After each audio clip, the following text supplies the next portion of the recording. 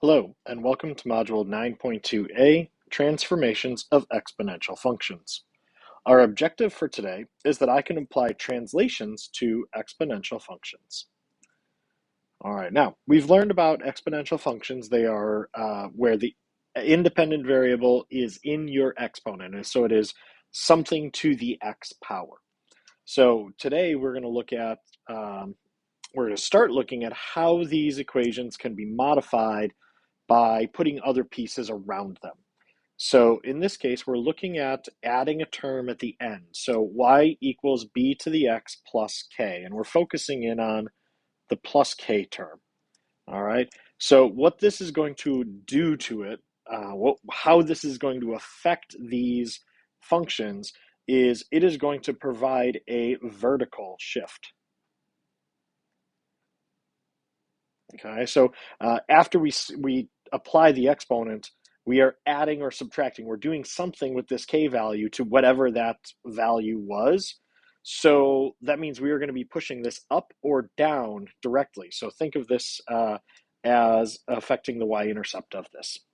Okay, so it is going to change where our graph crosses the y-axis. It's going to shift the entire graph up or down.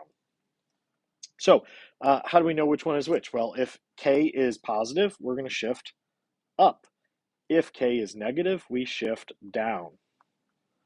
And we're going to look at some examples. So we have a parent function of 2 to the x power. And what we're going to do is graph 2 to the x power plus 1. So if we look at what we already have, we're already given the graph of y equals 2 to the x power. And I'm going to add in 2 more points that we're going to work with. So we already know 2 to the first power is 1, or 2 to the 0 power is 1, right?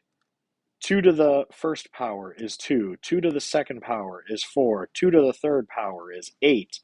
2 to the negative first, 1 over 2 to the first is 1/2, right? So we see this graph the way it would be. So now what we're going to do is, if we were to do the math on this, let's take 2 to the 0 power. We do 2 to the 0, which is 1, plus 1. So we move it up 1. 2 to the first power is 2, plus 1 is 3. 2 to the second power is 4, plus 1 is 5. 2 to the third power is 8, plus 1 is 9.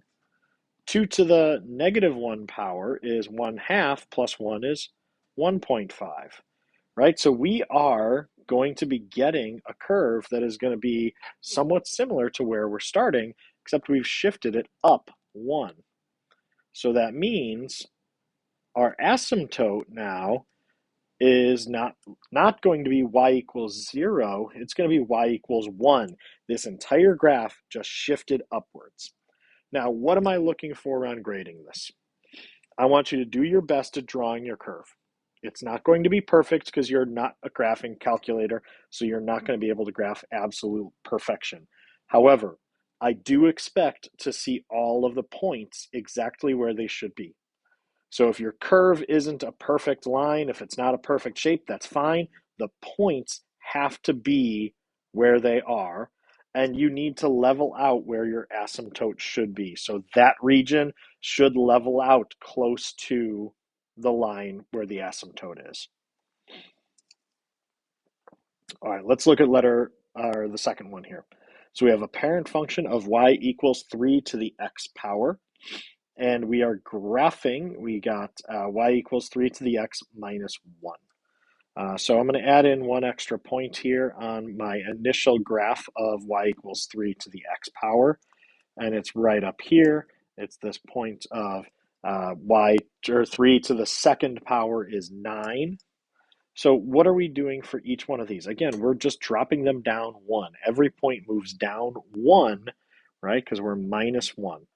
So we have a point there, we have a point there, we have a point there, we have a point there, right? And we're able to show that curve again if we bring our line down and we level off right at that asymptote. We should have arrows at the end of our lines to reflect the fact that we are going to infinity in both of these directions. All right. Now, there's two U tries. I want you to graph these on your own, translating them based on the K value that's being added. All right, so as I look at this first example, what is my translation that I'm going to do? Well, I want to look at and find as many points as I possibly can. So I have a point at -2, 4. I have a point at -3, 8, because if we think about that, 1/2 to the -3rd power, we flip it, and it's going to be 2 to the 3rd power, which is going to be 8. So we see our graph here. And what is my actual translation that I'm going to be doing? I have a -3, so I'm translating down 3. That's going to be my translation. And so each of my points, I move down 3 from its original. So 1, 2, 3, 1, 1, 2, 3, 1, 2, 3, 1, 2, 3, 1, 2, 3. This also means my asymptote has dropped by the same interval. And could I have done to the -4th? That would be 16 minus 3 is 13, so no, it wouldn't be on the graph. All right, so now I draw my line in.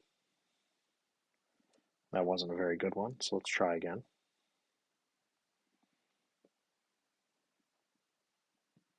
The beauty of doing this on GoFormative is that you're going to be able to draw these repeatedly if you need to, and just hit that back button and then come back and try it again. All right, so our second example here. We have a graph that's got some points or some points plotted for us already. We have 1/3 to the x power is our parent function. And what is our translation that we're doing? We have +2, so we're going to go up 2.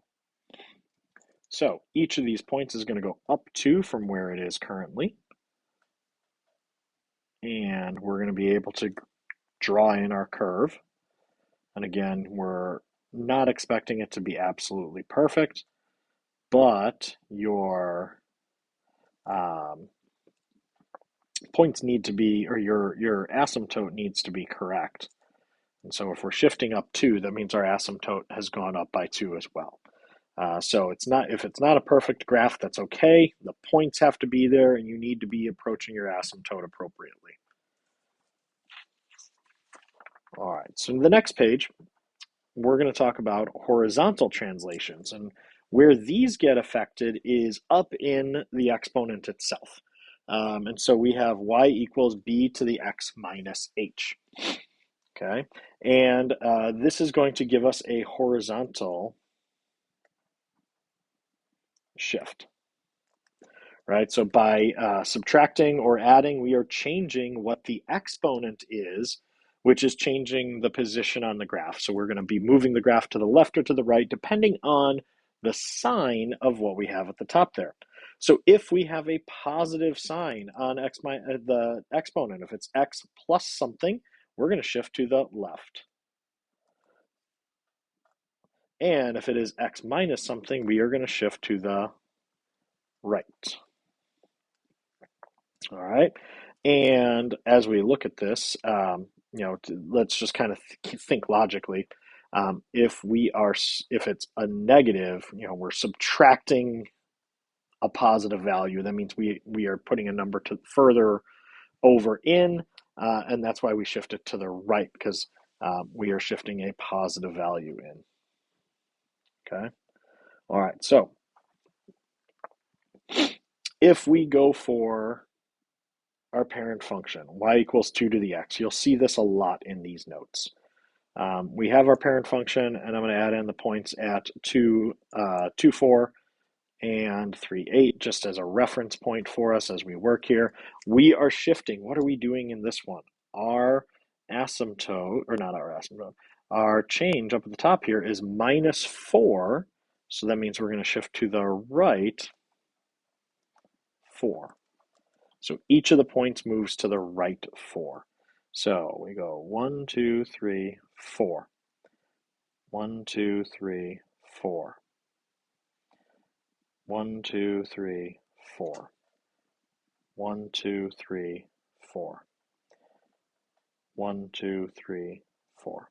Now, we didn't change vertically, so our asymptote, our point that or line that we're getting infinitely close to is still going to be 0, y equals 0. It still is going to go to the same place, but now we're just shifting it further to the right. And we can double check our work on this, right? Let's pick an example. Let's go with 5. Y to the 5 minus 4. Well, 5 minus 4 is 1. 2 to the first power is 2, and we have a point at 5, 2. So that was just one of the numbers that I picked at random. So when we have that negative value up there, we are moving this graph further to the right. It's going to take longer for it to start going up than the original parent function did. All right. So the next one we have here, we have the parent function y equals 1/2 to the x power. And again, I'm going to just add in 4 and 8 because those are nice even points for us to work with. And then we're going to look at what's happening here. We've got x plus 2, so that means we are going to shift to the left 2.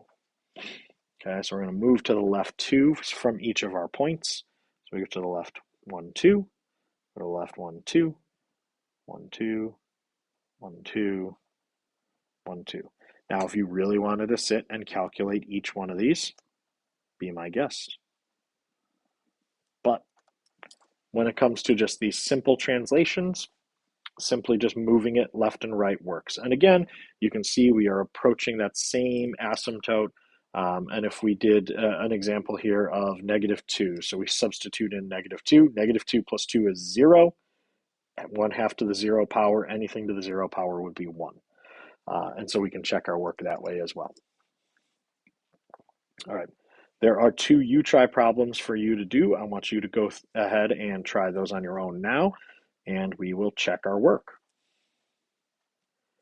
All right, so if I'm looking at x plus 3, what am I doing? I am shifting that to the left, and I'm going to the left 3.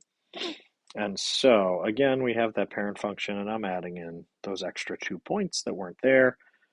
So we have our parent function here, and we are shifting it to the left 3. So everything moves 1, 2, 3 to the left. Okay, 3 to the left. 1, 2, 3 to the left. 1, 2, 3 to the left. 1, 2, 3 to the left. And we draw on our line.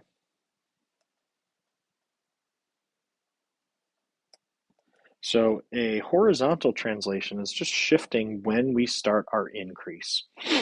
So there we go. Our second example here, we are going to be going, it's a negative value, so we're going to go right 5 from where we're starting. And I'm going to put one more point on here. We're going to put a point at 9, -2, 9. All right, so we're going to move this to the right 5. 1, 2, 3, 4, 5. 1, 2, 3, 4, 5. 1, 2, 3, 4, 5. 1, 2, 3, 4, 5. And when we draw that line in, we have our curve. And we shifted right 5. Okay. All right, we're going to go on to our next page. So this one has multiple translations of functions. We're going to describe the translation in g of x as it relates to the parent function f of x. So f of x is our parent, g of x is our new one, our transformed one. So what is happening here? Well, we've got a -2 up there and a -4 there. So -2 tells me I'm going to move to the right 2, and then I'm going to move down 4, We would do the left and right transformation first and then the up and down one. All right, our next one. So we've got x plus, x plus 1, and we have a minus 8. So x plus 1 and minus 8, those are the two transformations we're using. Plus 1, so we're going to go to the left 1, and we're going to go down 8 because of the minus 8. All right, there are two U-try problems for you. I want you to do those on your own. Identify these transformations that we are going to do, or the translations that we're going to do, and then check your work against mine. So in the first one, f of x equals 5/7 x. So this is an exponential decay problem. And now we have a transformation that's being attached to it. We're doing a x plus 3 for the exponent.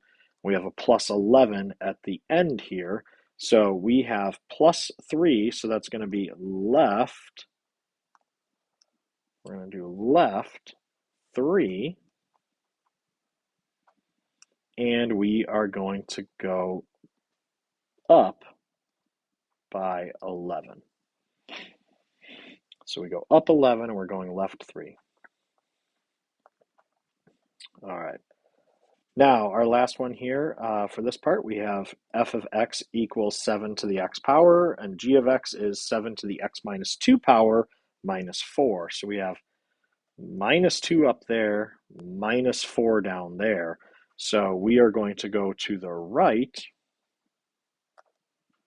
by 2, and we're going to go down 4. All right, now examples 4 and 5 are being combined to identify the function from the graph, vertical and horizontal translation. So in this first one, we have a parent function given to us, which is f of x is equal to 1/4 to the x power. And now we need to come up with what is the equation for g of x, given the translation that we see. So what is it that we see here? What's happening? Well, let's just kind of look at some of our points on each of these. So we have a point at -1 and 4. We have a point at 0, 1, and we have a point that's approaching 0 there. So what are we doing with these values? Well, let's look at what are some corresponding points on our green curve, our g of x curve. Well, there's one there, and it seems to be approaching that line there. So what's happening? What are we doing? We're going down 1, 2. So we have -2 to our translation. We're going down 1, 2. 2 hops is or down 2. So how do we represent down 2 writing our formula? We have 1/4 to the x power, and we are going to subtract 2 because we're shifting it down 2.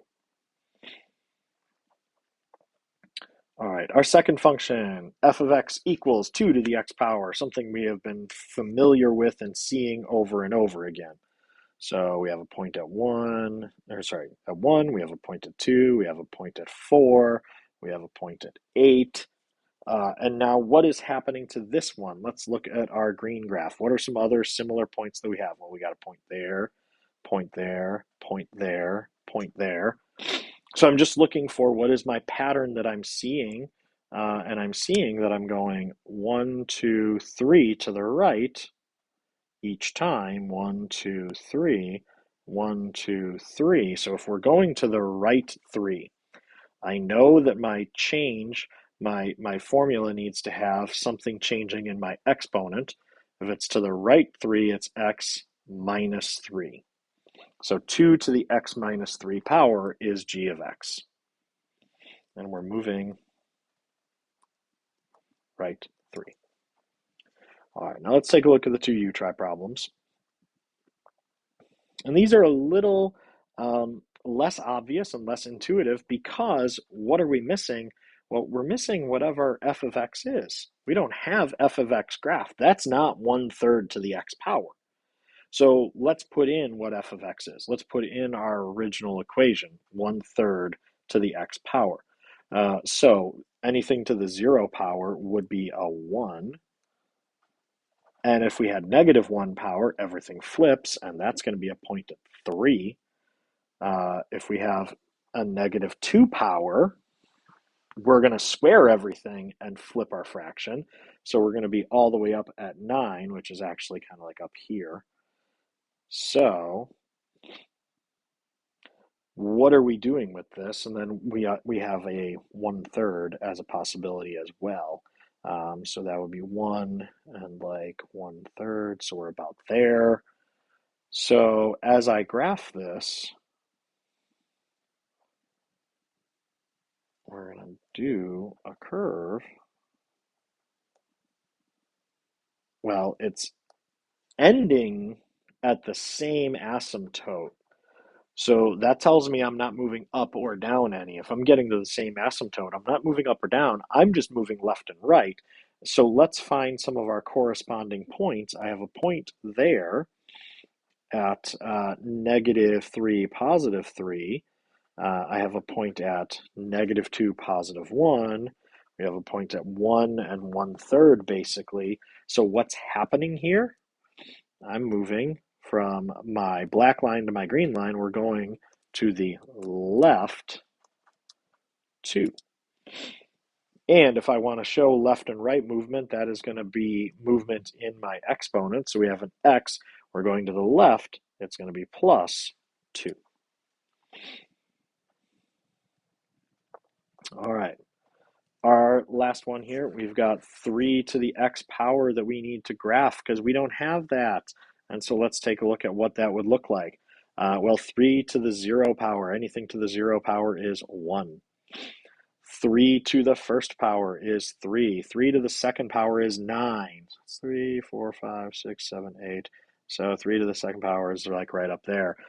We've got, if we did 3 to the -1 first, 3 to the -1st power, we would flip the fraction and it would be 1/3. So it'd be like right there. So that's our original curve that we're looking at. So one thing we can look at is how has my asymptote changed?